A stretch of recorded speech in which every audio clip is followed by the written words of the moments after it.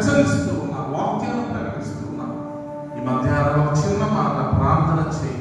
యేసయ్యా, నీ వాక్యం విన్నా, అవును ఆ చిన్న కుమారుడు వల్ల నేను కూడా తిరుగుబాటు చేస్తున్న కుమారుడినే, నా అంతం నరకం, శాంతి లేదు, సమాధానం లేదు, నా పాపాలు ఒప్పుకుంటున్నాను, నేను పాపలను గ్రహించాను, నా జీవితానికి అప్పగిస్తూ నీ వద్దకు తిరిగి వచ్చాను, నన్ను క్షమించు అని ఎవరైతే యేసు ప్రభువుని రక్షకుడుగా నోటితో ఒప్పుకొని హృదయంలో విశ్వసిస్తే ఆ దినమే, ఆ క్షణమే రక్షింపబడ్డాడు. ఇది మిక్కిలి అనుకూలమైన సమయం, రక్షణ దినం. మరణం కిటికీల అంచుల గుండా వెక్కి గృహాల్లో ప్రవేశించిన దినాలు.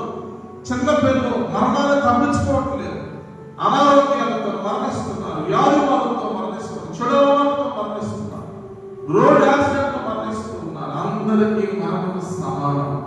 యేసయ్య నమ్ముకుంటే నీ జీవితం మారిపోతుంది. యేసయ్య నమ్ముకుంటే పరలోకానికి వెళ్తాం. యేసయ్య నమ్ముకోకుండా ఒకవేళ ఈ లోకాన్ని విడిచిపెట్టినట్లయితే నరకంలో కాలిపోతాం. ప్రపంచ దేశాలు ఈ దినం మంటలు ఆహుతైపోతూ ఉన్నాయి. వారు చేసిన పాపమే దానికి కారణం. ఈ మధ్యాహ్నం వేళ ఈ మందిరంలో ఎన్నోసార్లు ఈ వాక్యం నీ విన్నావు. ఈ ప్రత్యేక కూడిక నీ కొరకే. సమయాన్ని పోగొట్టుకోవద్దమ్మా తమ్ముడు, చెల్లి, సమయాన్ని పోగొట్టుకోవద్దు. నీ హృదయాన్ని యేసయ్యకి సమర్పణ. నువ్వు చేయవలసిన పని ఒకటే, నీవు తిరుగుబాటు చేసిన బిడ్డవని గ్రహించు.